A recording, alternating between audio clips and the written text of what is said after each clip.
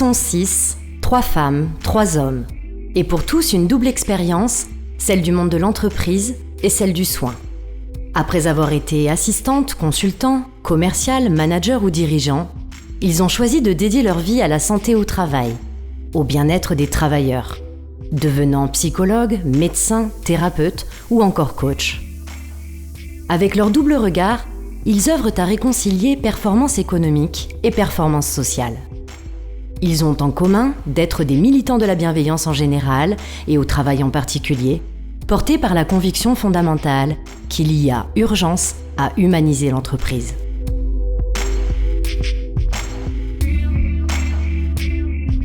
Que vivent les travailleurs aujourd'hui ? Sur quoi repose le bien-être professionnel ? Qui est responsable de la qualité de vie au travail ? Françoise, Gérard, Claire, Jean-Christophe, Myriam et Didier vont illustrer chacun à leur manière la beauté du chemin de la vie professionnelle avec ses épreuves et ses joies. Pouvoir. Je peux, tu peux, il peut, elle peut, nous pouvons, vous pouvez, ils peuvent, elles peuvent. Depuis quel âge a-t-on entendu le mot pouvoir ? Et comment ce mot pouvoir nous a suivis tout au fil de notre enfance ? Tu peux ou tu veux, tu peux. Au fil de notre adolescence, je ne peux pas, je ne veux pas. Et plus tard, dans notre vie professionnelle. Pouvoir. Pouvoir travailler. Vouloir travailler. Devoir travailler. Et quand je travaille, est-ce que je peux tout ce que l'on me demande ? C'est dur de le récupérer, ce pouvoir personnel. C'est dur de lutter contre la norme, de lutter contre la pensée dominante. Ce que les médias aussi nous serinent et nous rappellent du matin au soir. Et de garder justement à l'esprit la liberté qu'on peut prendre par rapport à ça. Le taux de conformisme en France, il augmente de manière étonnante d'année en année. Et on est à des taux de 98 ou 99%. Et là, c'est la conformité au sens large. Donc récupérer son pouvoir, c'est sûrement être conscient de notre environnement et de ce qu'on vit par rapport aux autres. Il y a quelque temps, j'étais amené à mener un débat sur professionnel et personnel, quelles limites. Et pour moi, en fait, une personne qui va travailler, c'est juste une personne qui est exactement la même. Et je vais préciser en quoi elle est la même quand elle va travailler ou quand elle est dans sa famille ou quand elle va faire du sport. Alors en quoi elle est la même ? Elle est la même simplement parce qu'elle a des blessures, elle a des endroits douloureux, des schémas mentaux, des habitudes qui la font réagir dès qu'il y a un déclencheur. Et puis bien sûr des ressources, plein de ressources, plein de points forts sur lesquels elle peut s'appuyer. Et quand j'entends, quand tu arrives au boulot, tu mets tes problèmes au placard et tu bosses et tu te poses pas de questions, ça me fait toujours sourire parce que je me dis mais comment oublier qu'on a quelqu'un de malade à la maison ou que son enfant est en difficulté Bien sûr que non. Et donc la question derrière c'est justement comment est-ce qu'on tient compte de qui on est, de ses blessures et de ses ressources, de nos peurs et de nos capacités à aimer et à nous relier aux autres quand on est dans nos différentes sphères, dans nos différents systèmes professionnels, amicaux, familiaux, etc. N'oublions pas que nous sommes une seule et même personne, quoi qu'il arrive. Très souvent, il y a aussi cette dichotomie dans laquelle on est. Par exemple, dès tout petit, on nous apprend allez, tu peux le faire. Donc tu vas le faire. Tu peux le faire. Pourquoi tu ne le ferais pas ? Et puis du coup, en grandissant dans la vie professionnelle, j'ai accompagné des salariés qui pouvaient le faire, qui pouvaient avoir ce poste tant rêvé par d'autres, qui pouvaient gagner mieux leur vie. mais qui n'en avaient pas envie en fait. Ils étaient juste bien là où ils étaient. Mais ils avaient tellement peur de dire à leurs supérieurs qui les avaient choisis eux, parmi d'autres quand même, que non, ils n'avaient pas envie, même s'ils pouvaient le faire. Et j'aime cette question aussi de est-ce que j'ai le droit de dire non à quelque chose que je peux faire ? Peut-être même que je sais mieux faire que les autres. Est-ce que j'ai le droit de dire non ? Est-ce que j'ai le droit de dire oui et non ? Oui pour certaines choses et non pour d'autres. Mais c'est compliqué le « et ». Parce que c'est plus difficile dans ce monde dans lequel on aime catégoriser. Et donc effectivement, dans cette sphère professionnelle, parfois on doit pouvoir choisir entre le poste à promotion ou la possibilité de rentrer tôt chez soi. Alors très souvent, on me parle de la nouvelle génération. Y, Z, 2.0, Digital Natives et autres noms géniaux, comme ceux qui ne veulent pas choisir. Ils veulent tout. Le beurre, l'argent du beurre et la crémière. Ils veulent un poste à responsabilité.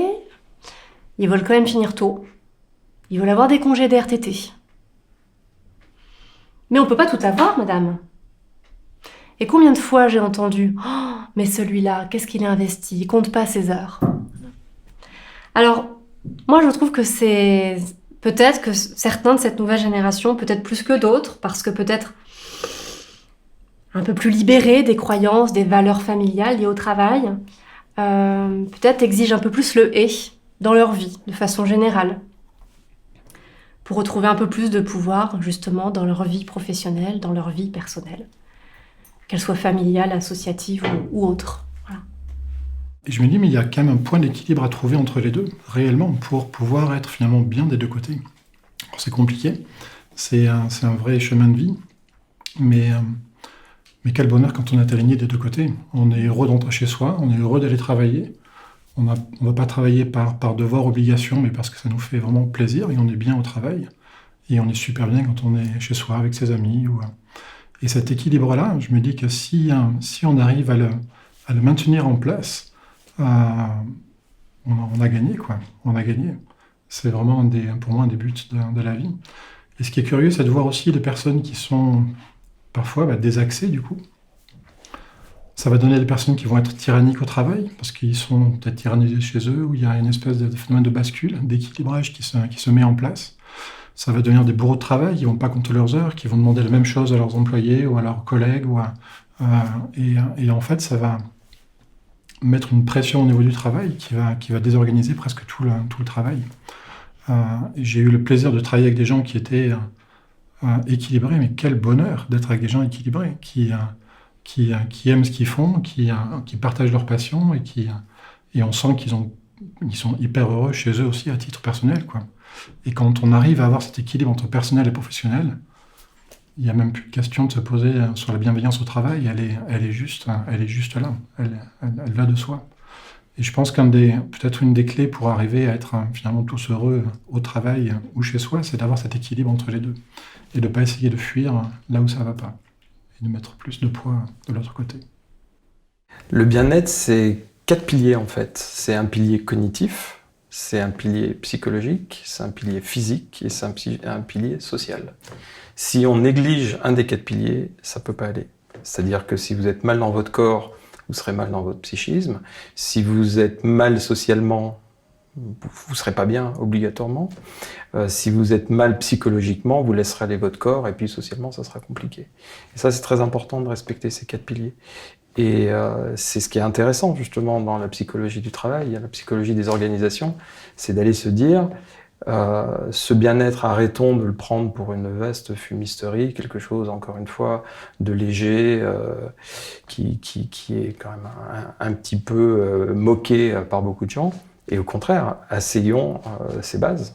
Et une fois qu'on les a assises, on se rend compte qu'on peut faire des choses extraordinaires. Vivre Et ce qui me vient, le mot tout de suite après, c'est ou survivre. J'ai l'impression, de ce que j'ai pu croiser dans les environnements de travail, que la plupart des gens, ils n'y font que survivre dans ces environnements. Ils vivent pas. Il y a rarement ce bonheur, cet enthousiasme, toute cette vie qu'on trouve chez les enfants, là, qui sont spontanés, qui ont plaisir, qui comptent pas leurs heures. Ils sont là, ils sont présents. Ils font avec les autres. Ils font pour eux, ils découvrent, ils apprennent, ils testent, ils expérimentent, ils vivent, quoi. Et au travail, on a l'impression qu'on rentre dans un cadre figé, sur des rails, avec des règles, des procédures, des obligations, des devoirs, quelques droits. Mais pas tellement le droit de vivre, en fait. Le droit de survivre, c'est-à-dire de gagner sa vie à la perte, comme on dit.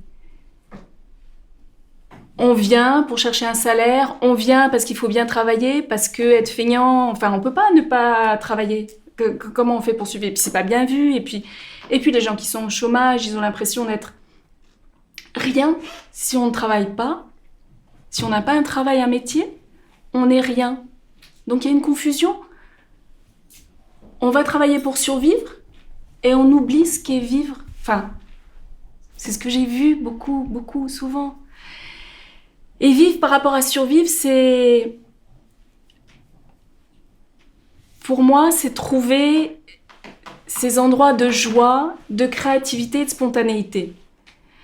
Et au travail, on va retrouver avec le pouvoir, c'est le pouvoir, non pas le pouvoir sur les autres, par exemple, mais le pouvoir d'agir, le pouvoir de faire.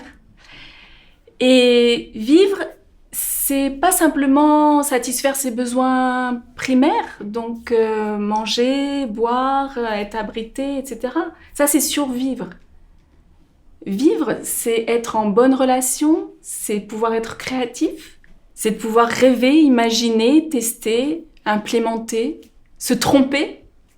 Et vivre, c'est se tromper. De toute façon, vivre, c'est dangereux, hein, parce qu'à la fin, on le sait tous, on meurt. Donc, se tromper. Et je crois, pour avoir travaillé beaucoup dans des environnements anglo-saxons, qu'en France, l'erreur, elle fait tellement mal. On n'y a tellement pas le droit. Alors que dans les pays anglo-saxons, bon, tout n'est pas rose, hein, mais on a le droit de se tromper. Et c'est même valorisé. Ah, tu t'es trompé, qu'est-ce que t'as appris? Et là, on est dans la vie. Ah, t'es tombé. Ah, bah alors, comment tu vas faire? Qu'est-ce que t'as fait? Pourquoi t'es tombé? Comment tu vas faire la prochaine fois? Donc vivre en entreprise, ouais, ça serait bien. Ça serait tellement mieux pour tout le monde. Pour les individus, pour le collectif. Et vivre, c'est aussi s'écouter. Écouter la vie qui est en nous, c'est aussi écouter les signaux. Alors là, je vais parler de quelque chose qui me touche profondément, qui est le corps. Écouter le corps. Le corps, quand on doit être en survie, c'est lui qui va nous envoyer les premiers signaux. De là, je suis en survie, là, je ne vais pas continuer à vivre, fais quelque chose. Il faut que je fasse quelque chose. En survie, mais en vie aussi, il envoie des signaux. Et l'individu, il fait partie du corps social. Donc, quand un individu dans l'entreprise envoie des signaux, ça serait chouette que les autres organes de l'entreprise écoutent, prennent soin. À mon petit niveau, enfant à l'école, après collégien, lycéen, médecin, j'ai toujours l'impression que j'avais cette capacité et cette envie surtout de faire le bien. Pourquoi c'est important? Parce que ça soit dans nos vies professionnelles, dans nos vies personnelles, dans la vie en général, dès qu'on s'inscrit dans cette envie de faire le bien, on transforme tout le monde. Et le mot pouvoir m'intéresse beaucoup parce qu'on a tous à notre niveau du pouvoir. Si vous êtes N, vous aurez du pouvoir sur N-1, N-2, N-3. Mais si vous êtes N-14, vous aurez du pouvoir sur le N-15. Et ce pouvoir, si vous avez décidé de le transformer en bienveillance, vous allez créer un cercle vertueux qui va être bénéfique pour tout le monde. Si on se met dans l'univers du travail, ce qu'on sait, c'est qu'à partir du moment où les gens travaillent bien, ils sont bien. On va même pas forcément dire qu'ils sont dans le bien-être ou qu'ils sont forcément bien dans leur vie personnelle. Mais dès qu'ils font un travail dont ils sont fiers, dont ils sont contents, il y a cette notion de bien et du coup vous allez éviter entre autres le burn-out. Donc ce mot bien, c'est le mot le plus fédérateur, mais c'est le mot qui est au centre de tout et moi qui me va parfaitement bien. Alors pour créer une harmonie au sein d'un binôme, quand on fait partie d'un binôme, la première des choses est d'avoir la vigilance, une vigilance posée sur l'autre, de vérifier ou d'arriver à comprendre rapidement ce qui va être important pour l'autre, ce qui est la sensibilité de l'autre. Ce que j'appelle la prise de soin de l'autre. Et en tout premier, je dirais là, ce n'est pas prendre soin de moi, si je suis dans ce binôme, c'est commencer par déplacer ma prise de soin sur l'autre. Et juste après, la replacer sur moi.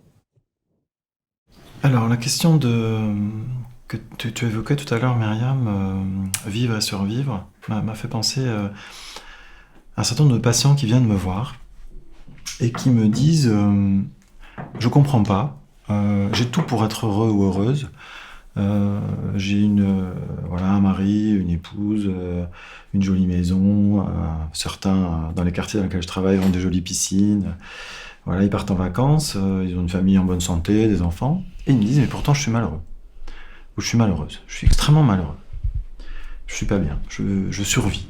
Comme tu disais tout à l'heure, je survis. Et c'est pas lié qu'à des problèmes de travail, c'est vraiment, bien sûr, lié à leur ressenti. Et ils se jugent et ils se disent, mais je n'ai pas le droit d'être malheureux alors que j'ai tout ça pour bien vivre. Je devrais normalement être heureux ou heureuse. Et alors, souvent, on discute ensuite de la chose suivante. Moi ce que je remarque, c'est que ce sont des gens, et je leur dis, alors souvent ces mots-là, qui sont assez forts, qu'en fait, ils minimisent leur malheur, qui passent leur temps à minimiser leur malheur, qui passent leur temps à éviter les contraintes et difficultés, et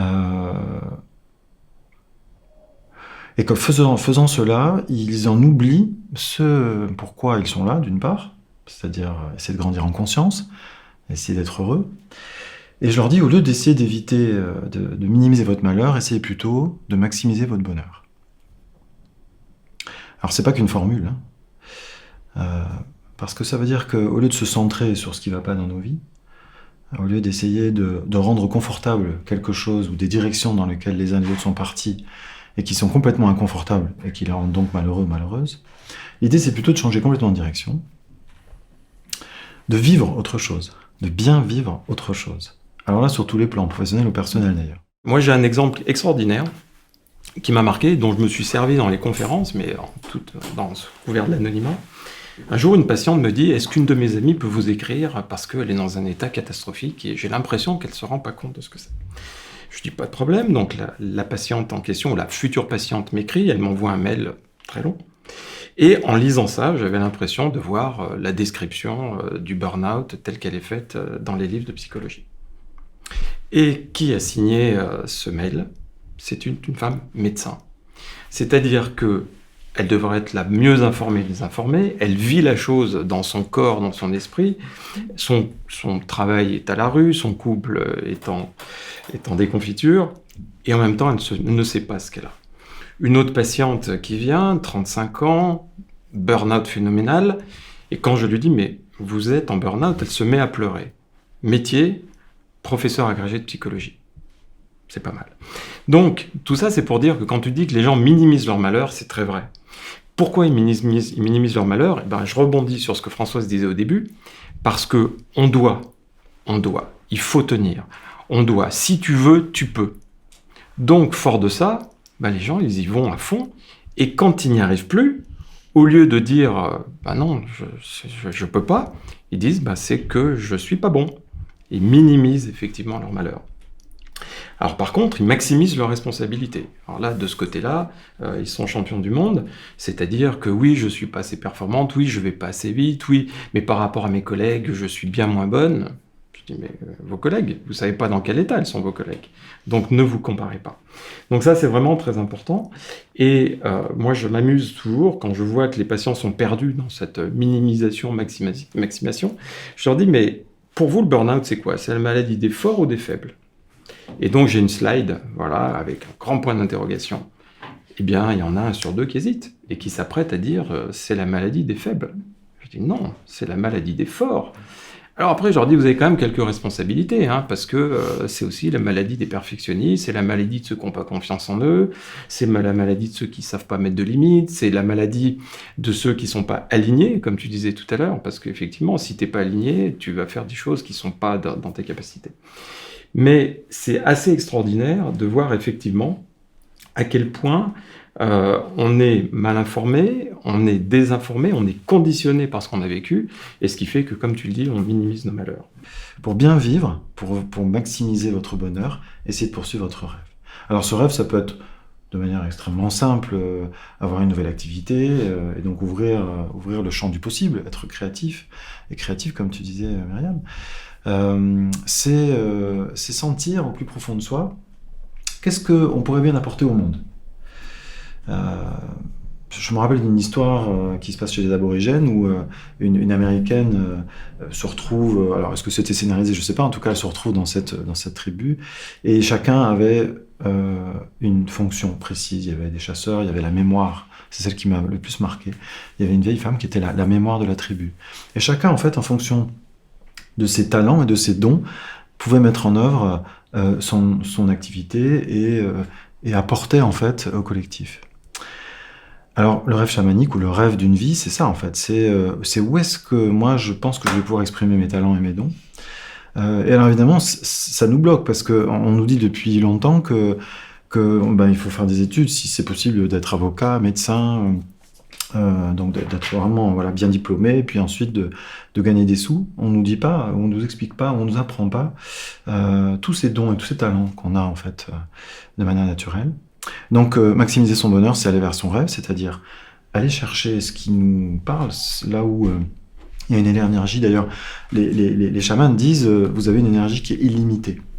Et quand je regarde ma propre histoire, j'étais moi scientifique, et puis je suis devenu thérapeute, je fais des thérapies brèves, et alors on me dit bah oui, mais alors c'est quand même assez extraordinaire, tu passes vraiment des sciences très très dures aux sciences très très molles, et je dis bah oui, mais en fait c'est arrivé, et je me suis dit mais finalement qu'est-ce que j'ai envie de faire moi? J'ai envie de transmettre, et j'ai envie de prendre soin. Voilà, j'ai envie d'être justement dans la bienveillance dont on parle aujourd'hui. Donc il me semble que une des réponses, c'est maximiser notre bonheur, c'est aller à la poursuite de notre rêve, à la poursuite de cette belle énergie illimitée qui fait qu'on se lève le matin en se disant mais je vais pas travailler, je vais juste vivre, bien vivre la vie que j'ai choisi de vivre. Moi, il y a une approche que j'aime beaucoup qui s'appelle la communication non violente, où justement on parle de cette bienveillance envers soi, en parlant d'auto-empathie. Alors, l'auto-empathie, c'est justement cette capacité à écouter, à entendre les émotions qu'on peut ressentir, mais ses propres émotions. Presque un peu comme si on parlait à son meilleur ami. Donc, je pense aussi que cette bienveillance du travailleur, elle passe aussi par là. Elle passe aussi par cette capacité à accueillir le fait qu'on tombe un certain nombre de fois avant de savoir marcher. Après, la question est-ce que les entreprises, telles qu'elles fonctionnent aujourd'hui, ont cette capacité à accueillir les moments où on tombe? Et en fait, si on regarde la plupart du temps des grosses boîtes, pas que, il y a aussi des PME ou des plus petites, mais qu'est-ce qui motive ces grosses boîtes à exister? C'est uniquement l'argent. Il n'y a que ça. La productivité, l'argent, et c'est le leitmotiv de leur existence, c'est uniquement ça.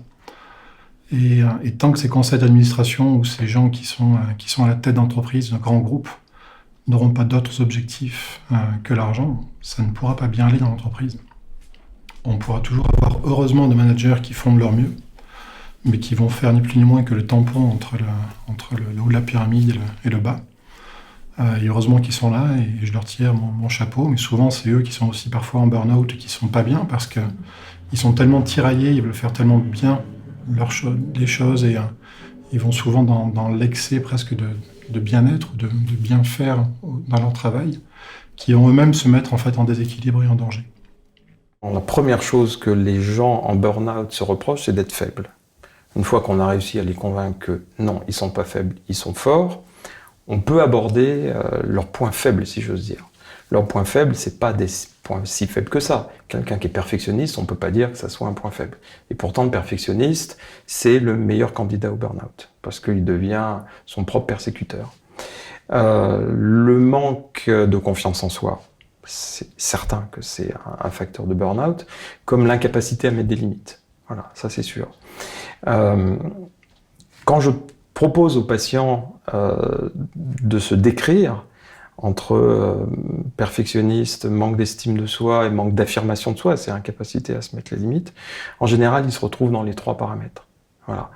Mais celui qu'on retrouve le plus, c'est toujours le manque de confiance en soi, le manque d'estime de soi. Voilà. Et après, c'est là que le phénomène est pervers, c'est qu'ils finissent presque par dire que c'était normal qu'ils fassent un burn-out. Parce que de toute façon, ils sont pas assez bons, ils sont moins bons que les autres. Et depuis toujours, ils sont obligés d'en faire plus, ils sont obligés de plus prouver. Et pourquoi ? Parce qu'ils sont moins bons. Ils sont pas forcément moins bons, ils se croient moins bons, donc pas d'estime de soi. Des managers malveillants, je ne crois pas que ça existe. Ce que je crois, c'est que nous avons des besoins. Et que si on peut dire que quelqu'un est malveillant, on peut le dire différemment, on peut dire que certains de ses besoins ne sont pas nourris. Et donc, ces managers que l'on traite de malveillants sont des personnes qui ont par exemple des besoins de reconnaissance, des besoins de valorisation, ont parfois des peurs aussi, hein, des peurs du rejet, des peurs de l'humiliation, voilà, des peurs d'abandon, des peurs de trahison, et que ces différentes peurs, ces différentes blessures et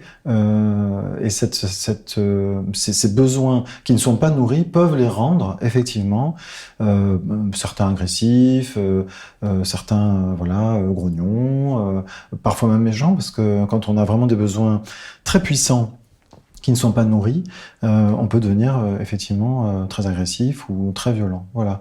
Donc là encore, c'est une question de point de vue. On peut dire c'est un manager malveillant, ou on peut dire les besoins de ce manager, les besoins fondamentaux, ne sont pas nourris. Une entreprise, en fait, pour moi, elle devrait vraiment exister pour un seul objectif, c'est faire le bien. C'est juste être juste, apporter un service, faire quelque chose de concret qui fait que quand on se lève le matin, on sait pourquoi on se lève. On sait qu'on va se lever pour amener quelque chose de positif dans la vie des autres. Pourquoi une infirmière se lève le matin ? Parce qu'elle a envie d'aider les autres. Et c'est le cas dans la plupart des salariés devraient se poser cette question, mais pourquoi je fais mon métier ? Pourquoi je me lève le matin ? Est-ce que c'est juste pour le chèque ?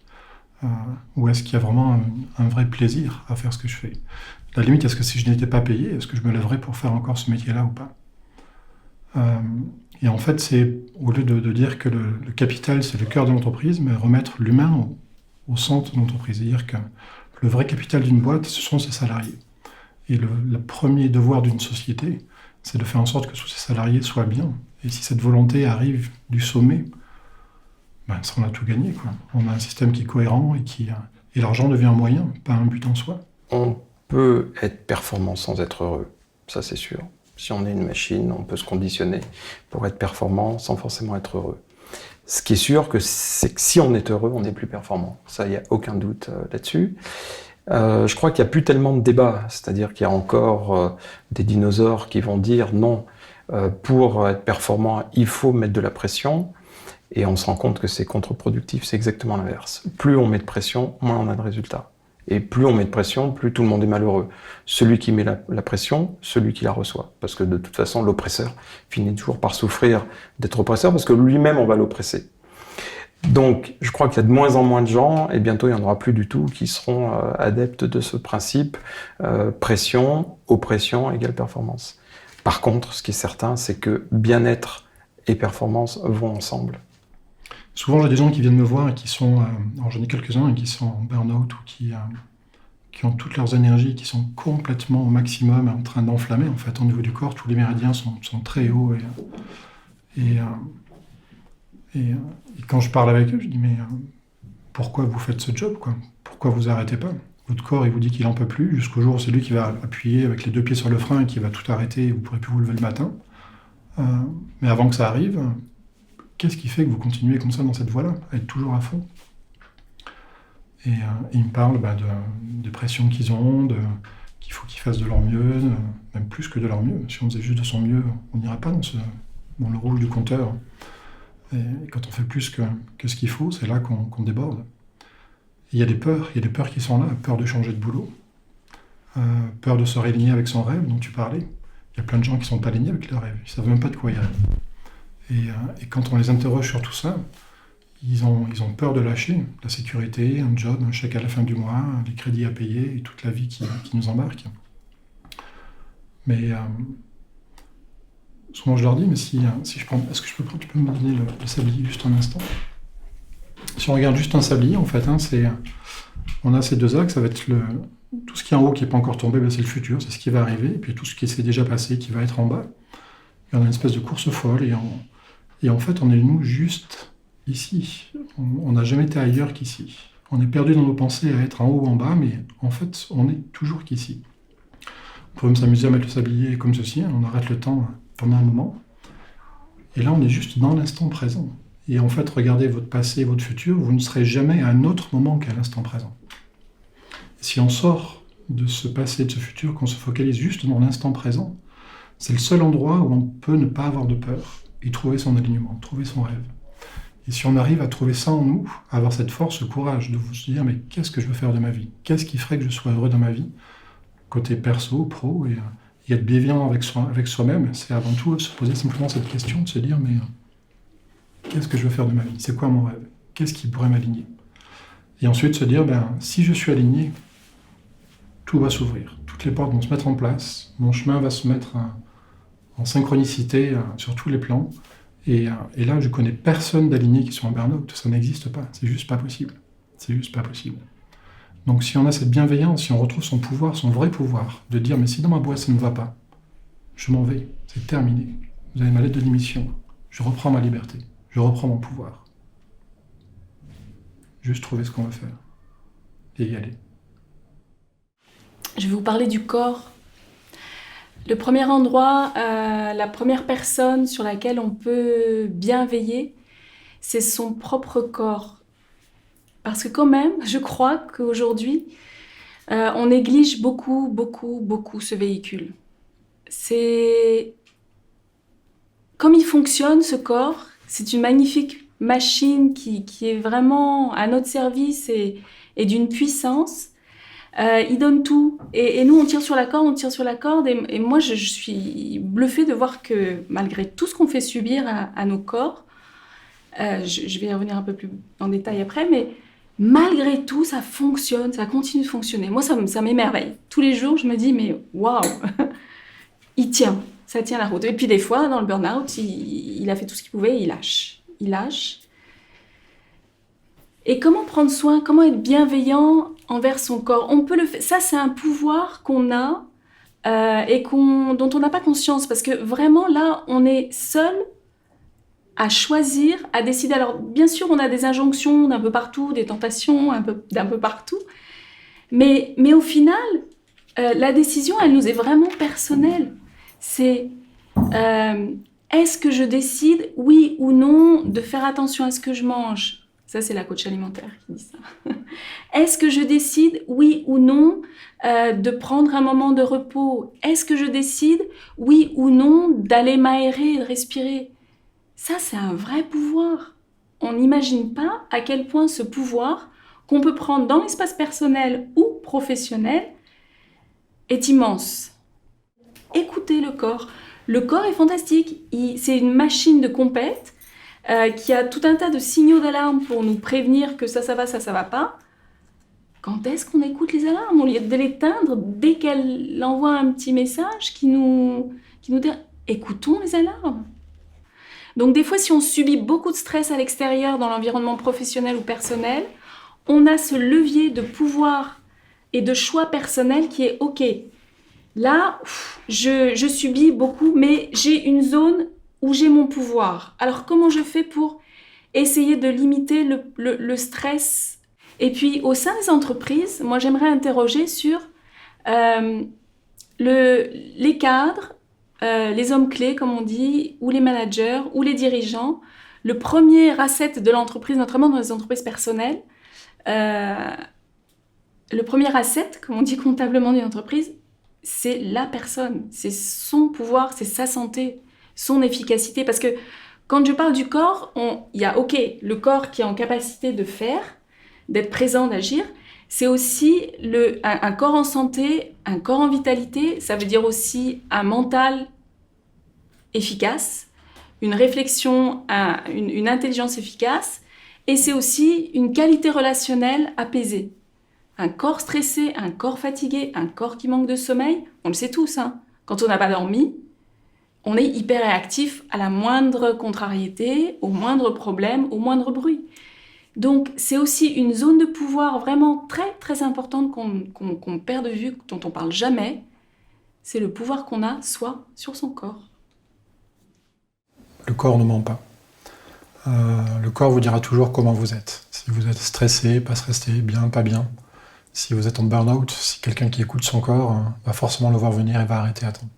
C'est pour ça qu'on dit que souvent le burn-out est une maladie des forts, parce que les forts ne s'écoutent pas et ils font qu'à leur tête, ils vont aller encore pousser et pousser jusqu'à l'extrême. Les faibles, eux, savent s'écouter et donc ils s'arrêtent avant. Et si on écoute son corps, le corps c'est un vrai diapason qui va nous dire comment on est. Quand je vois avec tous mes patients le nombre de personnes qui ont des maladies auto-immunes, qui ont des ulcères au niveau de l'estomac, qui vont avoir des inflammations, des tendinites, et je leur dis, mais écoutez votre corps, il vous dit quelque chose.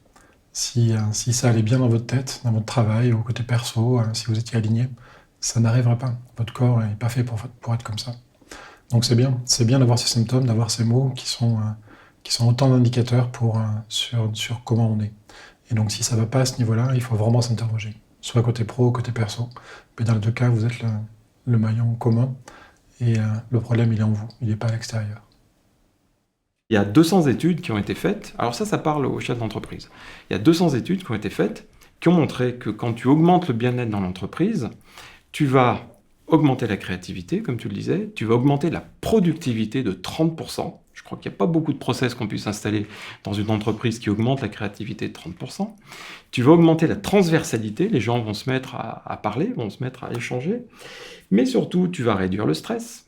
Tu vas réduire le burn-out et tu vas réduire l'absentéisme. Et pourquoi tu réduis l'absentéisme ? Parce que tu réduis aussi les maladies. Et ça, c'est vraiment important. Cette notion de bienveillance, donc comme Claire le disait, Myriam le disait, il y a à la fois cet impact sur le plan psychique, mais il y a aussi l'impact sur le corps, l'impact sur l'état inflammatoire. Ça, c'est vraiment très, très important, mais je vous en parlerai tout à l'heure. L'alignement dont tu parlais, eh bien oui, tu as plein de gens qui sentent que leur travail les rend malades, qui savent très bien qu'ils ne sont pas à leur place. Mais pour pouvoir démissionner, comme tu le dis, pour pouvoir aller faire souvent ce pourquoi ils sont faits, eh bien il faut le courage, il faut être aligné. Voilà. Mais pour être aligné aussi, il faut être aidé. Voilà. Il y a une expérience qui était très intéressante, qui a été faite dans un ESAT, où il y avait, donc, je pense que c'était une quinzaine ou une vingtaine de travailleurs donc handicapés. Et il y avait deux choses qui étaient caractéristiques, c'est qu'à la fois la productivité était nulle et le degré d'insatisfaction était maximal. Ils étaient les deux, à la fois ils faisaient rien, ils n'étaient pas heureux. Et il y a une étude qui a été faite pour voir, en gros on pourrait dire s'ils étaient alignés. S'ils étaient alignés avec leur capacité, leur praxis, s'ils étaient alignés aussi avec leur psychisme, s'ils étaient alignés, s'ils étaient avec le bon binôme par exemple. Et en tenant compte de ce qui a été collecté comme information, les gens ont été placés avec la bonne personne, au bon endroit, au bon poste. 90% des individus se sont mis à très bien travailler, d'une part, donc à faire des choses finalement qui étaient dans leur capacité, mais cette fois-ci ils arrivaient à les faire. La deuxième chose, c'est qu'ils ont eu un état de mieux-être extraordinaire. Et la troisième chose, et celle-là c'est la plus extraordinaire, c'est que ces gens-là ont fait des progrès sur leur propre handicap. Voilà, ça c'est vraiment génial. Donc cette notion d'alignement dont tu parles, elle est vraiment très très forte. Mais pour ça, il faut être aidé.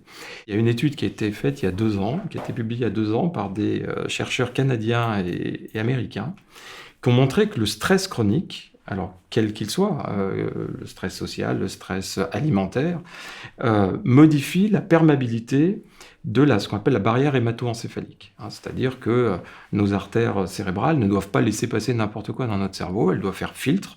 Dans un sens, elles laissent passer les bons nutriments, dans l'autre sens, elles laissent passer les déchets.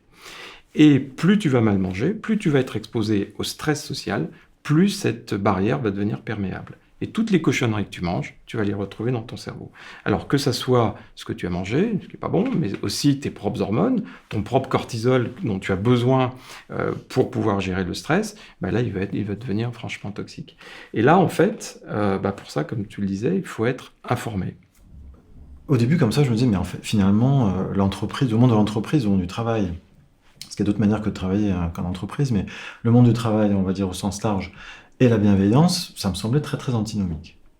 La question qui se pose, c'est comment est-ce qu'on peut finalement être bienveillant, donc bien veiller sur les autres, ou selon une autre étymologie, vouloir le bien de l'autre dans le monde de l'entreprise, dans le monde professionnel en tout cas. Je crois que cette question, on peut y répondre par la notion de reliance. Il me semble que pour être bienveillant, quel que soit l'endroit où on est dans le monde professionnel, ce qui est important, c'est de pouvoir se relier à soi et de pouvoir se relier à l'autre. Et c'est ce mouvement, cette danse, pour reprendre ton parcours, Françoise, cette danse entre la reliance à soi et la reliance à l'autre. Bon, alors on va dire, c'est quoi la reliance à soi? Et c'est quoi la reliance à l'autre?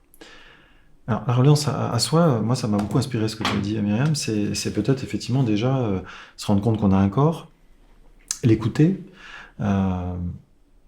ressentir. Tu as parlé aussi, Claire, des émotions. Se centrer donc à la fois sur ses besoins. Tu as cité la communication non violente, la communication respectueuse, qui est basée sur 2 principes que je trouve très beaux, qui est d'identifier finalement mon émotion, et puis ton émotion, et puis d'identifier après quel est ton besoin, et puis quel est le mien. Et puis à partir de là, d'essayer de trouver quelque chose qui fasse que on arrive à nourrir et à respecter ces 2 besoins.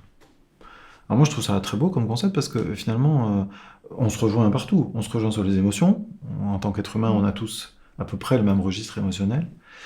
Même si certains, parfois, et tu l'as évoqué, Didier, certains sont beaucoup dans la peur ou dans le stress, donc ont une émotion très majoritaire. Et puis on se rejoint aussi sur les besoins, ces besoins étant pour tous les mêmes. Alors des besoins de survie, dont tu parlais tout à l'heure, bien sûr, mais après tous les besoins de partage, d'émotion, les besoins d'estime de soi, les besoins de connexion, de créativité, de valorisation, de reconnaissance, tous ces besoins que nous partageons. Et là, il y a sûrement une piste, il y a sûrement quelque chose à aller approfondir, justement pour arriver à se relier à la fois à soi et à l'autre. Et ce mouvement, d'ailleurs, dans la communication respectueuse, dans la communication non violente, qui consiste à aller chercher à l'intérieur de soi, à faire cet effort réflexif. Qu'est-ce que je suis en train de vivre là maintenant, moi? Ça me fait penser un peu au petit poucet, qui quelque part a ses petits cailloux, et puis les émotions, c'est ces petits cailloux. Certains disent aussi c'est le langage de l'âme. C'est quoi les émotions que j'ai là actuellement? Si je suis très en colère ou si je suis très en stress, qu'est-ce que ça veut dire de ce que je vis à l'intérieur, et comment est-ce que je pourrais faire que la manière dont je perçois le monde, dont je perçois une situation managériale, une situation d'injustice, comment est-ce que je pourrais la changer, cette manière de voir? Et puis après, la notion de besoin qui est super importante, puisque la personne avec laquelle je suis éventuellement en conflit, ou avec laquelle je m'entends mal, ou dont je convoite le poste, ou peut-être que c'est elle qui convoite mon poste. Quel est son besoin en fait au fond? Est-ce que c'est un besoin de reconnaissance? Est-ce que c'est un besoin de valorisation, d'estime? Peut-être simplement la question de la survie. Alors, ça c'est la reliance à soi, et puis il y a la reliance à l'autre, c'est-à-dire qu'il y a ce mouvement, cette danse, ce 8 qu'on fait, où une fois qu'on a regardé un petit peu à l'intérieur de soi, dans quel état émotionnel, ou quels sont nos besoins, ou tout simplement où est-ce qu'on en est, eh bien on se relie à l'autre. On peut peut-être aussi écouter l'autre, vous l'avez dit, écouter. Ah oui, être à l'écoute de l'autre. Être peut-être aussi dans l'indulgence. Tu parlais tout à l'heure vous parliez de l'échec et de l'expérience. Peut-être simplement regarder ce que nous considérons, nous, comme un échec, de ce que l'autre fait comme simplement une expérience qu'il est en train de vivre. Et par là même, nous aussi d'ailleurs, on est en train de vivre ce que nous percevons comme un échec. Donc c'est une belle expérience aussi à vivre.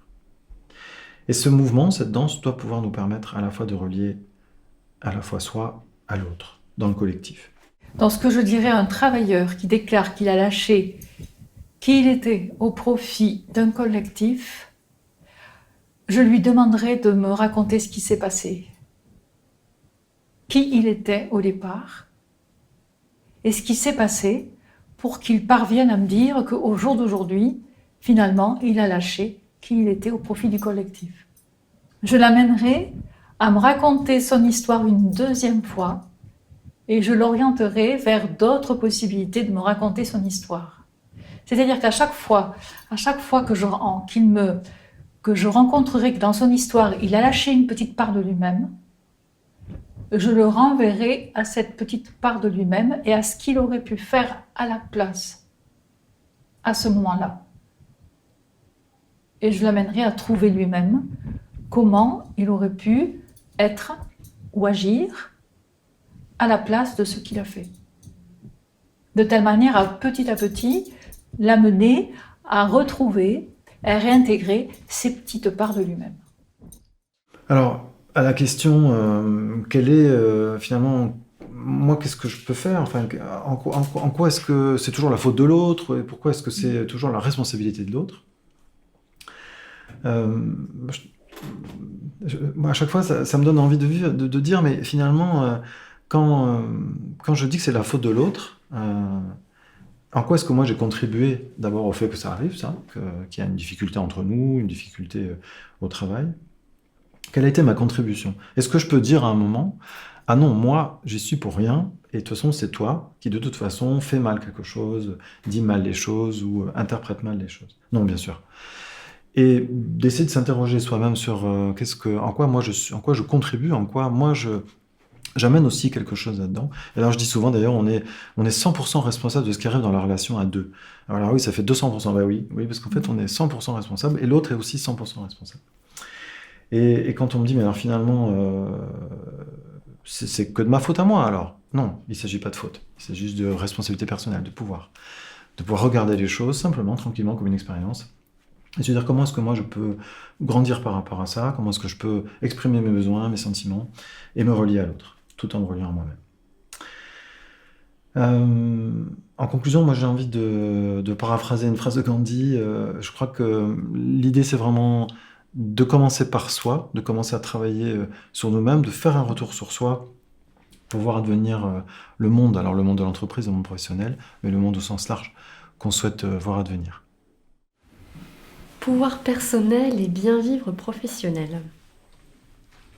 Alors je pense, comme on a été nombreux à le dire, je pense qu'on ne peut pas de toute façon scinder les deux et se dire qu'il y a une facette de nous uniquement personnelle, une facette de nous uniquement professionnelle.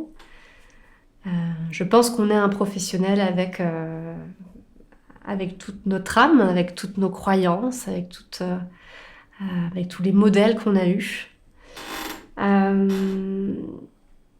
Je ne sais pas si, en fait, le problème, enfin, si tant est qu'il y a un problème, c'est de se rendre compte qu'on a un pouvoir limité ou au contraire qu'on a beaucoup de pouvoir. Et je pense qu'on peut avoir très très peur aussi de se rendre compte, finalement, des marges de manœuvre qu'on a, de l'influence qu'on peut avoir sur nous ou sur les autres. Et je pense que parfois, du coup, c'est ça qui fait qu'on n'ose pas.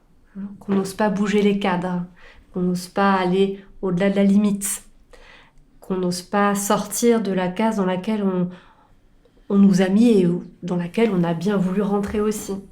Je pense que quand il y a un rapport de pouvoir dans l'entreprise, il y a effectivement un lien avec le côté perso. Soit un lien d'effet, la cause est dans le perso, soit la cause est dans le pro et l'effet va être dans le perso. Il y a un phénomène souvent de besoin en fait, de rééquilibrage. C'est comme si on prenait un pendule, qu'on s'amusait à le décaler dans un sens, si on lâche, il aura tendance à partir dans l'autre sens pour finalement trouver l'équilibre. Et donc quand on est dominé à un endroit, perso ou pro, on aura tendance à jouer l'autre rôle de l'autre côté, pour justement trouver cet équilibre. Mais ce qui est intéressant de voir aussi, c'est qu'il y a le troisième côté, c'est quand on est à l'équilibre, qu'on n'est ni dans le dominant-dominé, qu'on est dans la bienveillance ou dans l'amour, en fait. Si on le reçoit côté perso ou côté pro, ça rayonne aussi de l'autre côté. Et c'est là où c'est intéressant, c'est de sortir justement de cette dualité par le haut, par la troisième voie, la voie de l'équilibre, du milieu, et d'arriver à faire résonner ça du coup des deux côtés. Et de finir ce phénomène de balancier pour enfin trouver cet équilibre. Moi, j'aime beaucoup l'idée des valeurs. La valeur, ça transcende des objectifs. C'est finalement, un petit peu comme tu le disais, Françoise, qu'est-ce qui fait que mon cœur bat ? Qu'est-ce qui fait que moi, je suis moi, en fait ? Qu'est-ce qui fait que finalement, je suis bon et je suis bien dans ce que je fais ? Et ça, c'est compliqué d'identifier ces valeurs parce que ça demande de s'émanciper aussi de valeurs qu'on pense être les nôtres et qui finalement sont celles de notre milieu, sont celles de nos parents, sont celles qui font qu'on se dit finalement si moi j'ai aussi ces valeurs-là, alors peut-être qu'on m'aimera un peu plus en tant que collègue, en tant que fille, en tant que maman, etc. Et cette question des valeurs, moi je trouve qu'elle rejoint beaucoup justement dans le quotidien du travail, vraiment dans le boulot. Finalement, qu'est-ce qui me plaît et qu'est-ce qui me plaît moins ? On peut tous se mettre d'accord que dans la plupart des métiers, il y a des choses qu'on adore et puis il y a des choses, c'est pas ce qui nous éclate le plus, quoi.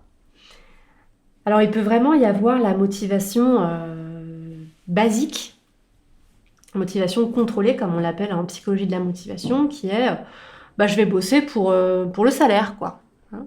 Je prends pas spécialement de plaisir, donc j'y vais parce qu'il faut y aller. Et puis je me dis, vivement ce soir, vivement ce week-end, vivement la retraite, vivement les vacances, etc. Ou alors il y a la motivation de je vais bosser parce qu'il faut bosser, parce que je suis un adulte et les adultes, ça bosse. Guidé par le devoir. Il peut y avoir la motivation aussi du sens. Tu parlais justement du personnel hospitalier. Une aide-soignante qui change quelqu'un, qui fait la douche de quelqu'un, va pas spécialement prendre de plaisir, mais pour elle, ça va avoir un sens, avoir une importance. De la même manière qu'on peut faire du sport parce que c'est important pour nous, parce que c'est une façon de prendre soin de sa santé. Et puis, il va y avoir la motivation du plaisir, celle qui fait que quand on fait quelque chose, on voit pas le temps passer, il peut se passer 3 heures, on les a pas vus. Et finalement, dans le boulot, il y a un petit peu de ces 4 motivations, souvent. Le problème est, je trouve, quand il n'y a plus du tout la motivation du plaisir ou du sens, et que tous les autres prédominent. Et d'ailleurs, on s'est rendu compte, dans plein d'entreprises, il y a des études qui ont été faites sur, finalement, quand on rémunère davantage les salariés, quel impact ça a sur leur bien-être au travail ? On s'est rendu compte que oui, ça avait un impact positif, mais il me semble sur maximum 3 mois. Après, ça redevient à la normale. Voilà. C'est un peu comme l'effet douche chaude.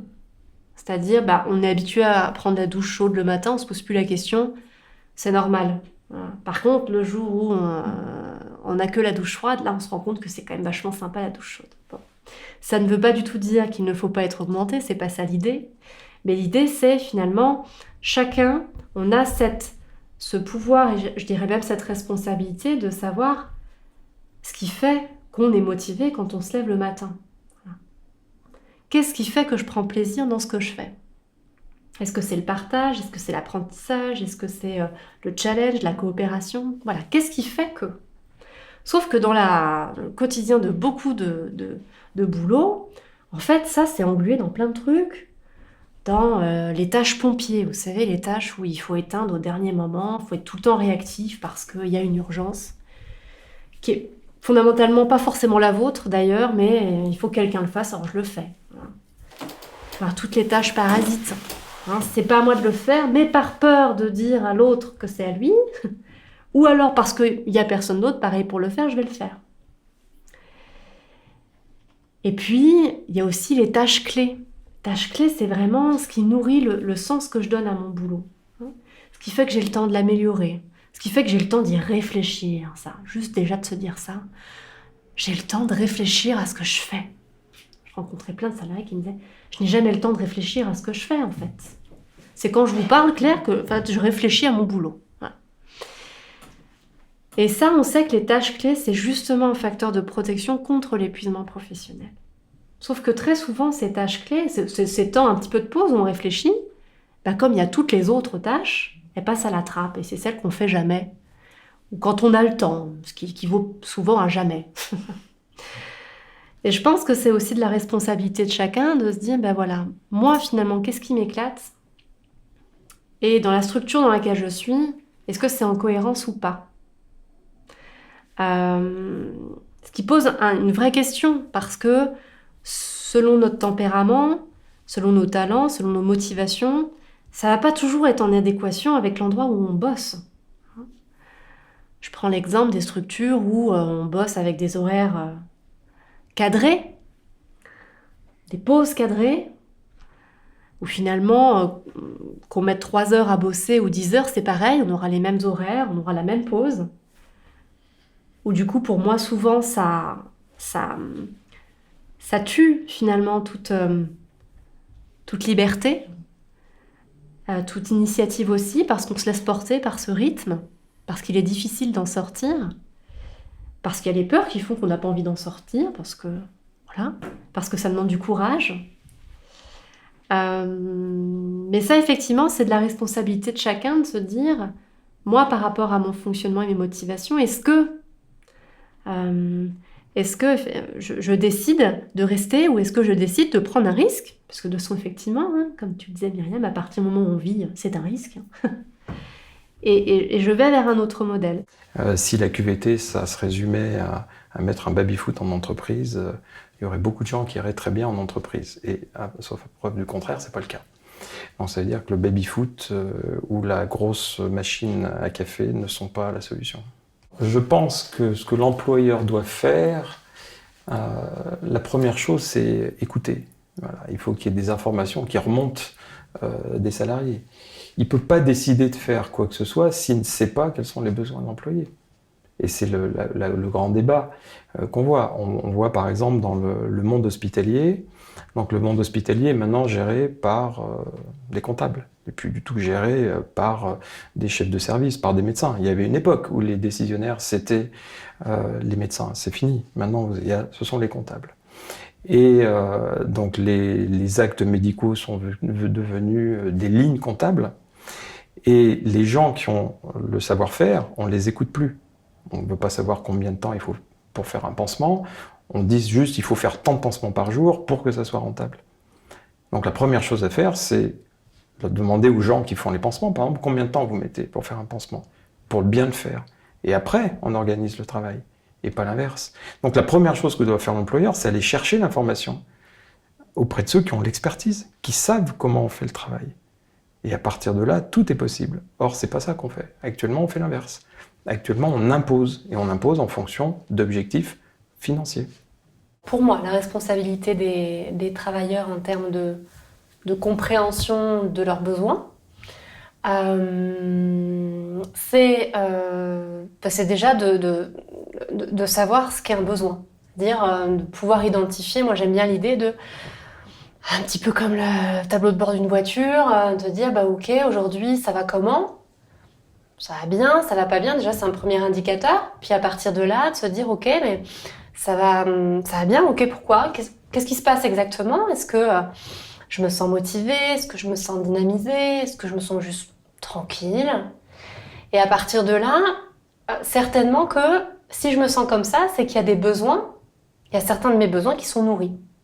J'aime pas l'idée des besoins comblés, parce que combler, ça veut dire ça y est, on est au top du top, on peut plus rien faire, mais en tout cas qui est suffisamment nourri.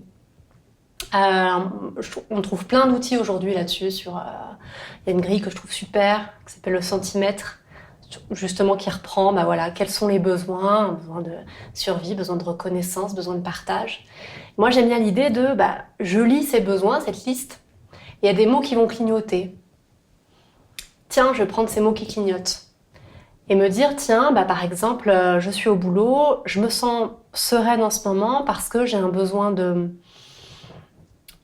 sens qui est nourri. parce que en ce moment, dans ce que je fais, au fil de la journée, je sens que ça a une utilité, je sens que j'ai le temps d'y réfléchir. Ok. Et puis parfois, ça l'est pas. Tiens, c'est pas assez nourri. Par exemple, j'ai besoin de partage et en ce moment, c'est hyper tendu dans l'équipe, donc je me sens seule. Ok. Donc j'ai ce besoin de partage. Et c'est là que la responsabilité de chacun, elle intervient vachement. C'est mon besoin en fait, c'est pas celui du copain. Peut-être qu'il n'en a pas du tout besoin d'ailleurs, mais c'est le mien. Et souvent la réponse, ça va être oui, mais le problème c'est que Michel en ce moment, il est dans son truc, et puis un tel est en arrêt, donc j'ai beau avoir ce besoin de partage, je peux rien y faire. Et j'aime bien l'idée justement de mon besoin, je prends en charge mon besoin. Déjà je l'identifie, parce que identifier un besoin, ça veut dire tiens, je me rends compte que j'attends quelque chose. Et ça, c'est pas évident de se dire j'attends quelque chose. Et deux, je l'exprime. Mais avant de l'exprimer aux autres, je l'exprime à moi-même. Qu'est-ce que je me demande à moi-même, en fait, à partir de ce besoin de partage? Et qu'est-ce que je fais avant de l'attendre absolument de l'autre? Tiens, je peux peut-être aller voir Michel et lui proposer un café, un truc tout bête. Ou lui demander comment il va. Ou lui demander, tiens, qu'est-ce qui est prévu ce week-end? Ou on peut aussi parler du boulot, bien sûr, en se disant, tiens, t'as pensé quoi de tel ou tel moment de la journée? Voilà. Donc, mais on est responsable de notre propre besoin. Voilà. Après, effectivement, on ne maîtrise pas la réponse de l'autre. Mais on a une influence là-dessus. On n'a peut-être pas de contrôle, mais on a une influence. Voilà. Et je pense que si chacun, justement, identifiait ses besoins, déjà, on serait beaucoup moins dans le jugement de l'autre. Si, par exemple, j'identifie pas mes besoins, je vais me dire, de toute façon, Michel, il est sauvage, il est dans son coin. Tac, je mets une étiquette. C'est super facile. On a toujours appris à faire ça. Par contre, si je me dis, moi j'ai besoin de partage et quand je vois Michel dans son coin là, en ce moment, je me sens pas hyper bien parce que je me sens seule. Là c'est autre chose. Et peut-être que Michel, lui, tiens, Michel, je me sens comme ça en ce moment. Et toi, comment tu te sens? Fatiguée. D'accord. Mais peut-être que tu as des besoins en ce moment qui sont pas nourris. Ouais, j'ai besoin de reconnaissance et j'en ai pas. Ah ok, d'accord. Et là, on commence finalement chacun à identifier nos besoins et ensuite à réfléchir, avant de demander quelque chose à quelqu'un, au chef, aux collègues, etc. Qu'est-ce que je me demande à moi? Et c'est en ça que je pense qu'on a tous un rôle à jouer dans sa propre bienveillance parce que ça commence par là. Pendant assez longtemps, j'ai souvent changé de boîte. Tous les 6 mois, je changeais de boîte parce que j'étais pas satisfait. Je trouvais pas de sens à ce que je faisais. Et surtout, je tombais sur des managers à la con qui me faisaient chier à longueur de temps et qui étaient hyper autoritaires, voire l'opposé de la bienveillance, méchants, j'ai envie de dire, ou des petits chefs, quoi. Et je n'arrêtais pas de tomber sur des patrons ou des managers comme ça. Et jusqu'au jour où je me suis dit, mais c'est pas possible, t'as beau changer de boîte, tu as un problème qui revient sans arrêt en face de toi, c'est que le problème il est pas dehors, il est dedans, quoi. T'as un truc dedans qui va pas. Et donc je me suis dit, ok, pourquoi tu tombes toujours sur des gens comme ça? Parce qu'ils te font réagir, parce que, ok, ils te font réagir comment? En fait, ils te mettent en position d'infériorité. Donc il y a un truc dominant-dominé. Il y a un truc comme ça. Je me suis dit, ok, c'est quoi le truc? C'est de faire comme eux, taper du poing sur la table, d'être encore plus dominant qu'eux. Puis je me suis dit, non, en fait, c'est à toi de trouver l'équilibre. Si tu as des gens comme ça en face de toi, c'est que tu as besoin de ça pour te recentrer toi. Et donc j'ai cherché ce point d'équilibre. À me dire, mais comment dans ta personnalité tu peux être en face de gens qui sont comme ça, qui cherchent un peu à t'écraser ou à réussir sur ton dos, à t'enfoncer. Et donc j'ai essayé de trouver en moi l'attitude à avoir pour être face à des gens comme ça. Et être capable de dialoguer avec eux. Et en fait qu'ils ne me fassent plus partir du côté dominé. Et ça a marché, puisque depuis le jour où j'ai pris cette prise de conscience, je n'ai plus jamais eu aucun, ni patron, ni manager qui était comme ça. Donc j'avais juste appris ma leçon. Donc je pense que souvent on se plaint des autres qui sont souvent malveillants, méchants ou dominants. Mais c'est juste un équilibre des forces qui se met en place. Et si on regarde attentivement, il n'y a même pas de bien et de mal.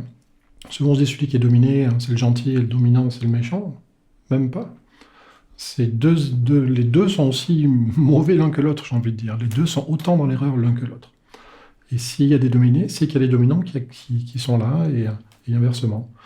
À partir du moment où on n'accepte plus cette position-là, on sort de cette position, il n'y a plus personne qui peut avoir de levier sur vous, en fait. Vous restez centré, équilibré, et vous pouvez avoir quelqu'un qui est plus grand ou plus petit, ça ne changera pas votre attitude, en fait. Donc c'est vraiment une question de se voir soi-même. Et peu de temps après, je suis tombé sur une nouvelle manager, en fait, et là, ça a changé ma vie. Ça a changé ma vision du management, et de la bienveillance dans le management. Je travaillais dans une école, j'étais formateur dans une école d'informatique, responsable de formation, et un jour, je ne sais même plus quelle connerie j'avais fait, mais j'avais fait une connerie, mais une grosse connerie, avec un client, je sais même plus quoi, peu importe. Et puis j'ai ma responsable qui m'appelle dans son bureau, qui me dit « Tiens, assieds-toi là ». Je m'assois, et personne ne prend son téléphone, appelle le client avec qui il y avait eu un problème. Il lui dit « Écoutez, voilà, je suis la directrice de l'école Intel, il y avait un souci avec un de mes formateurs, ça. J'en prends toute la responsabilité. C'est moi la directrice.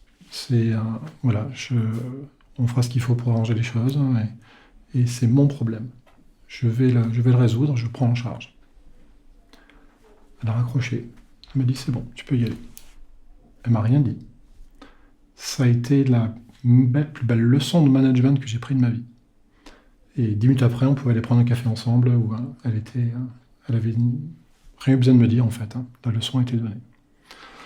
Et par la suite, quand j'ai monté une société, j'avais mes salariés où je me suis toujours employé à essayer d'être comme ça avec eux, leur expliquer pourquoi on faisait les choses, pourquoi on faisait telle démarche, leur demander leur avis sur chaque point, les faire participer à tout ça.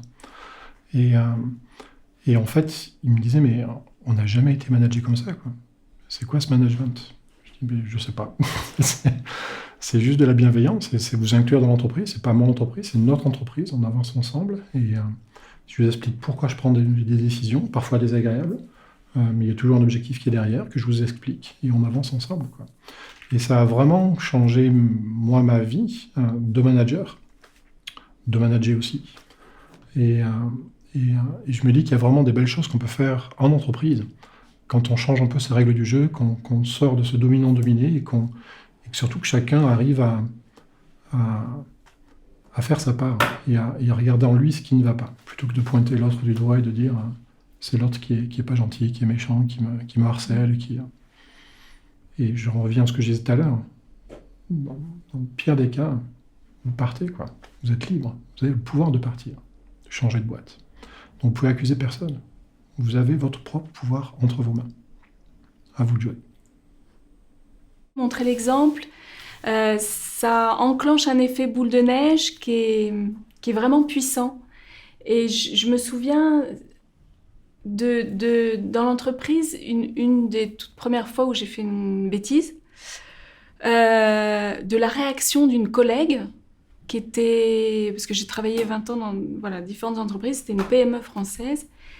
Et il y avait le siège, là, en région parisienne, et puis l'usine en province. Et c'est moi qui avais fait au siège la bêtise, et donc j'ai dit à la personne qui était à l'usine, je me suis trompée, et cette dame, elle m'a répondu, « Oh, t'inquiète pas, c'est pas grave, on va trouver. » Mais avec une gentillesse. « T'inquiète pas, parce que moi je dormais pas, la veille. Elle m'a dit, « C'est pas grave, t'inquiète pas, on va trouver une solution. » Et ça m'a touchée, ça c'était au tout début de ma carrière professionnelle, et je m'attendais pas à ce qu'il puisse y avoir de la bienveillance comme ça et de la gentillesse dans l'entreprise. Je pense que ça a marqué toute ma carrière. Je me suis dit, on peut être gentil dans une entreprise, ça existe, c'est génial. Vraiment, ça a été une bonne surprise. Une autre fois, là c'est la première fois que je travaillais dans une entreprise en anglo-saxonne, où quand mon patron m'a dit, c'était en anglais, mais c'était un merci vraiment sincère, un gros merci pour ce que j'avais fait. Moi, j'avais jamais entendu un merci de mes patrons avant, dans les boîtes françaises. Ce mot, on a l'impression que c'est un gros mot. Parce qu'ils ont peur que, si on dit merci, tu vas demander une augmentation derrière. Non, là, ils disaient merci, parce que voilà, c'est ce qu'ils pensaient. C'était sincère, spontané, merci. Alors pareil, ça a été marquant. Je dis, on peut dire merci. C'est intéressant. Moi, je le dirais aussi. Donc, un autre endroit aussi où on a son pouvoir sur le temps. Tu évoquais, Claire, l'histoire du temps. J'ai eu des managers, j'ai eu un manager notamment qui était dirigeant. À 17h, il rentrait chez lui. Il donnait l'exemple. Il dit, moi j'estime, si vous êtes efficace, que vous bossez bien, il n'y a pas de raison que vous restez des heures. Moi, à 17h, je rentre chez moi. Alors, vu ma position, mon téléphone est allumé, mon portable est ouvert s'il y a besoin, mais à 17h, je suis avec ma famille. En plus, j'évite les embouteillages et tout, voilà. Donc, si vous êtes efficace... Et du coup, je rebondis sur la suite. J'ai fait un boulot à mi-temps à un moment donné. Parce que je commençais déjà à changer de parcours. Donc, j'avais dit, c'était un peu le monde à l'envers. J'avais dit à mon employeur qui me dit, j'ai dit, non, mais j'ai pas le temps de faire ça. Moi, ou tu me proposes un mi-temps ou je pourrais pas. Il m'a dit, ok. J'ai dit, ok pour un mi-temps. Et je vous assure que quand on sait que derrière, on a le temps pour faire des choses qui vraiment nous passionnent, en un mi-temps, je faisais... Enfin voilà, donc il n'y a pas besoin de rentrer dans le cadre. Si on veut être efficace, si on veut... Le manager, il peut aussi accorder du temps, pas forcément de l'argent. Il peut donner cette... Donc voilà, montrer l'exemple, inspirer. Ça, c'est notre pouvoir personnel, je crois, dans l'entreprise. Un autre axe, c'est oser dire non. Oser dire non. Alors, oser dire non, mais ça veut dire non, c'est le résumé de je peux pas. J'écoute mon corps là, je suis épuisée, je peux pas. Ou non, là j'ai pas dormi, ça va pas le faire. Ce que je vais faire, ça va être raté, foiré. Ou oser dire mais j'ai besoin d'aide pour faire ça. Ou mais je sais pas faire ça. Oser dire ça et c'est pas simplement se mettre en posture de droit de dire non, c'est presque un devoir, c'est-à-dire si je sais pas le faire, si je peux pas le faire, si c'est trop pour moi, et si je porte tout sur mes épaules, ça met en danger l'entreprise, parce que ça montre un dysfonctionnement quelque part. Et ce dysfonctionnement, j'ai le devoir de le dire. Donc, ne pas penser ce non comme c'est ma faute, mais penser ce non, ou je suis pas capable de, mais penser ce non comme j'ai le devoir de signaler à mon équipe que là, il y a un dysfonctionnement. Le conseil que je pourrais donner à un travailleur qui est dans cette situation d'être dominé, c'est de remercier celui qui le domine, parce qu'il est en train de lui montrer quelque chose. Et que cette personne-là ne peut le dominer que tant que lui accepte d'être dominé. Et tant qu'il n'a pas vu en lui comment il pouvait avoir une posture différente. Et donc c'est juste un reflet, c'est juste un miroir. On pourrait s'amuser à pester contre le miroir, mais c'est qu'un miroir qui joue son rôle. Et quand on regarde au bon endroit, qu'on se regarde soi, c'est le seul moyen de sortir de là. Il n'y a pas d'autre solution. Sinon, nombre de personnes, même en dehors du travail, qui vont vous dire, tiens, j'ai des filles qui vont dire, je suis tombée sur un pervers narcissique, et puis elles vont le quitter, puis elles vont retomber sur un deuxième, puis elles vont le quitter, puis sur un troisième, elles vont le quitter, et c'est pareil. Jusqu'au jour où elles vont comprendre qu'elles doivent se respecter elles-mêmes et ne plus laisser des gens les manipuler ou reprendre leur pouvoir en main. Et c'est exactement pareil pour les travailleurs. Quand j'ai vécu ces changements incessants de job avec toujours le même type de manager qui revenait, c'était exactement le même processus. Et de fuite en fait, et de pointer du doigt à l'autre, de pointer mon propre reflet en fait quelque part. Et quand on arrive en fin de compte à aller au fond de soi et à regarder mais qu'est-ce qu'il y a que je ne veux pas voir en moi ? Pourquoi est-ce que je suis plus confortable en étant dominé ?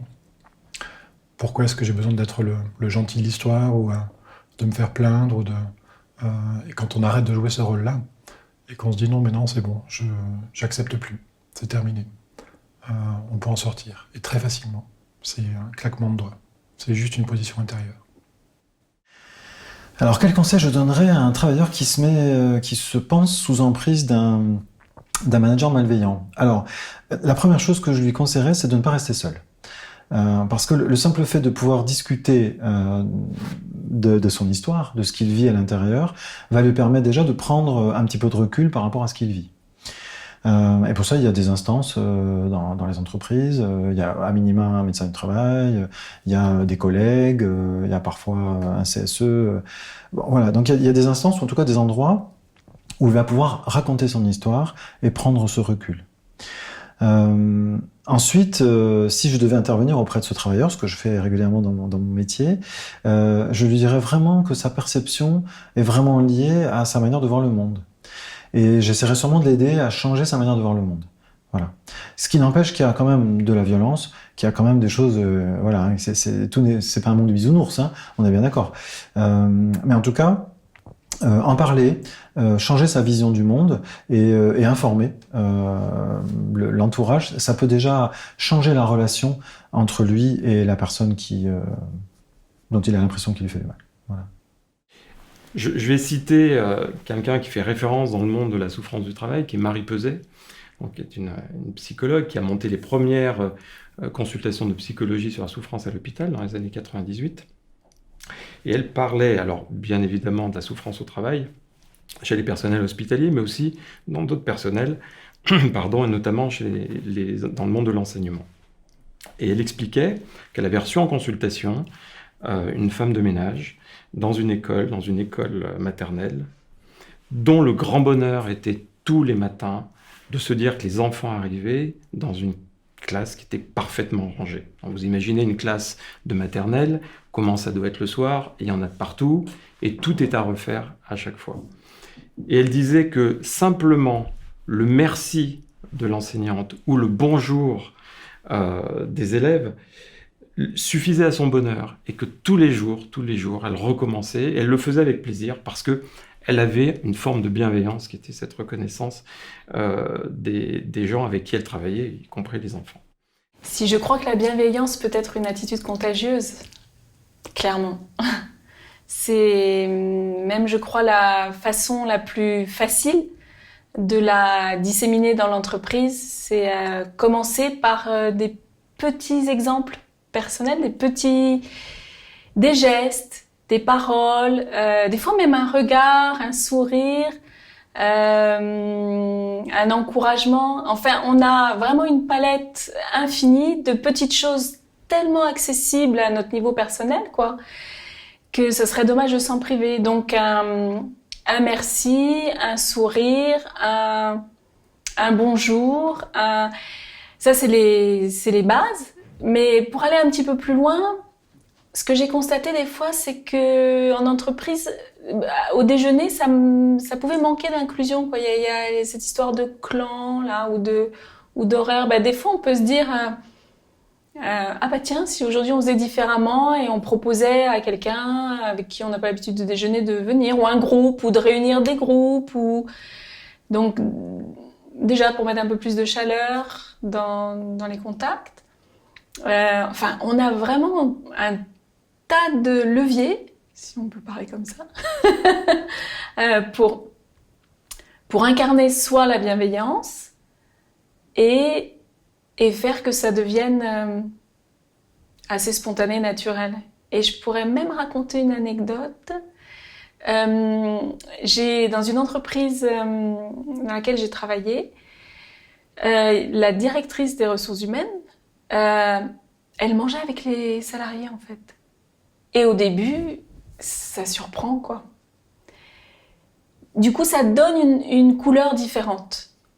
Et elle pouvait parler à table de sa vie personnelle, de ses sorties, elle, bien sûr, elle faisait le tri, hein, mais du coup, ça détend tout, quoi.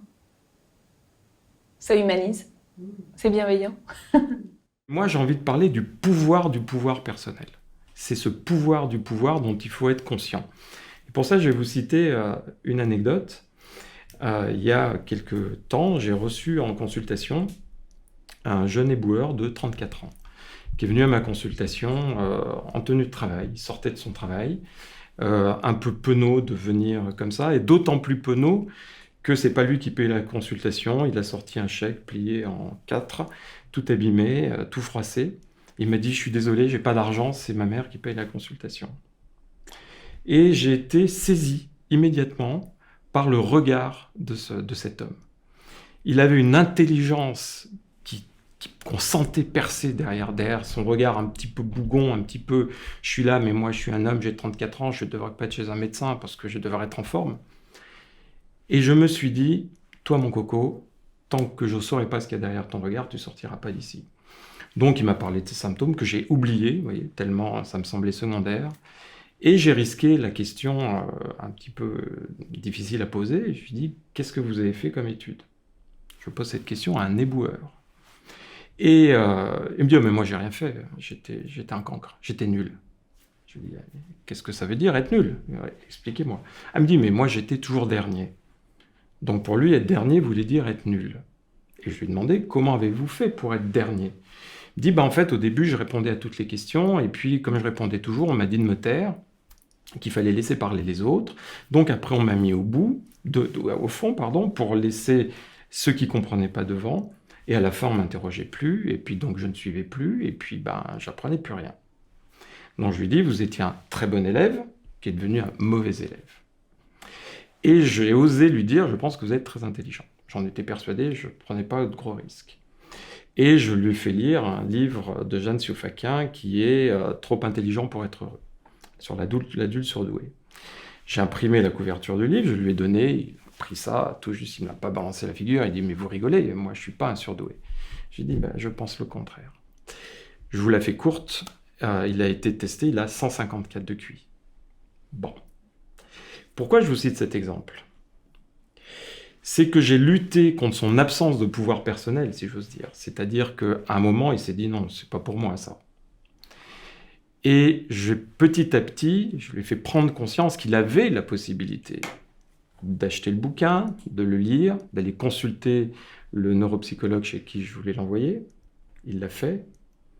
Mais son pouvoir personnel, que j'ai aidé un petit peu à croître, a rencontré ma bienveillance. Alors je le dis sans mérite, parce que je pense que si c'est pas moi qui l'avais trouvé, un jour il aurait rencontré sur son chemin quelqu'un qui l'aurait guidé. Mais il est là le vrai problème. C'est qu'on va tomber sur des managers géniaux comme celle que tu as rencontrée. On va rencontrer aussi des gens nettement moins intentionnés qui vont vouloir vous garder la main sur vous. Et quelquefois, et c'est très amusant, si j'ose dire, c'est que vous avez des très bons éléments qu'on ne fait pas progresser. Pourquoi? Parce qu'ils sont très bons à leur place. Donc, c'est pas intéressant de les faire progresser, puisqu'il va falloir remplacer après. Donc, la bienveillance devient vite malveillance, quand un chef d'atelier dit « Non, mais toi, tu vas rester à ton poste, t'es super bon, t'es le meilleur à ton poste. » Oui, il est bienveillant dans les mots, mais il est malveillant parce qu'en fait, il empêche de progresser. C'est les sagesses bouddhistes qui nous disent ça, qu'en fait, pour être heureux, il suffit simplement de changer notre regard sur les choses. Alors, ça paraît tout simple, évidemment, sauf que dans la pratique, c'est compliqué. Alors, qu'est-ce qui fait qu'à un moment, on a une perception particulière d'une situation? Pour moi, tout simplement, on a une histoire, on a des blessures d'enfance, on a donc des schémas et des manières de raisonner, de vivre et de s'émouvoir qui sont liés à cette histoire-là. Quand petit, on m'a expliqué à moi, enfant, que je n'avais pas le droit d'avoir peur, puisque je suis un homme, que je n'avais pas le droit d'être triste, quand on a critiqué le fait que je puisse pleurer en public, que par exemple dans ma propre famille, on n'exprimait pas son émotion devant les autres. Ça crée à l'intérieur de moi un certain nombre de contraintes, de manque d'espace, de manque de liberté. Et ça va ensuite expliquer pourquoi, lorsque ces émotions, ces situations, ce que j'appelle nos déclencheurs, vont se représenter, ça va à nouveau recréer ces difficultés à l'intérieur de moi.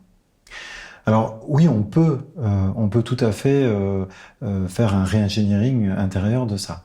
C'est un travail qui demande de l'aide, mais c'est tout à fait possible. Je pense même que c'est obligatoire. Surtout quand on est amené à travailler en entreprise, à manager des équipes, et puis tout simplement dans notre vie quotidienne. Quand on passe notre temps à penser que les problèmes viennent des autres et que ce qu'on vit à l'intérieur est déclenché par les autres, effectivement, je crois qu'on peut changer cette perception-là en se disant effectivement, il y a sûrement un déclencheur, une peur, une surprise, quelque chose qui se passe, mais par contre, la manière dont je vais à la fois ressentir l'émotion et ensuite derrière rationaliser, c'est-à-dire quelles pensées vont accompagner ces émotions, ça je pense qu'on peut vraiment le changer, simplement déjà en accueillant ces émotions, en acceptant de les vivre et en acceptant de penser, oui, que nos pensées sont directement liées à ces émotions. Voilà, donc c'est un vrai travail. Le burn-out, bonheur et malheur, je dirais. Malheur parce que c'est une pathologie effroyable. D'accord ? C'est une pathologie dans laquelle on peut perdre la vie. Donc en ça, c'est un malheur. Le malheur de la souffrance physique, de la souffrance psychique, des familles qui explosent, des couples qui se séparent, des gens qui perdent leur emploi, qui n'en retrouvent pas. Ce qu'on oublie aussi souvent, c'est les gens qui perdent leur capacité cognitive définitivement. Il y en a beaucoup plus qu'on le croit. Donc ça, malheur, ça c'est certain. Après, bonheur, pourquoi ? Parce que pour la personne qui fait un burn-out, c'est l'occasion ou jamais de tout poser, de tout reconsidérer. Comment elle s'est construite, comment elle a travaillé, qu'est-ce qu'elle veut plus. Voilà. Et moi, j'ai l'habitude de clore les conférences sur le burn-out par une slide qui est « I love burn-out ». Et c'est extrêmement parlant, extrêmement violent pour les gens qui ont fait un burn-out, mais c'est toujours une source de discussion extraordinaire. Et en général, dans l'auditoire, il y a toujours des gens qui ont fait des burn-out. De toute façon, vu le nombre qu'il y en a, c'est pas étonnant. Et c'est toujours avec beaucoup d'émotion que les gens prennent le micro, interviennent et disent « c'est dur à lire, c'est dur à entendre, mais c'est vrai. Ce burn-out a été la chance de ma vie. J'ai tout reconsidéré, j'ai tout posé à plat. Et ce que je fais aujourd'hui, je ne l'aurais jamais fait si j'avais pas fait un burn-out. »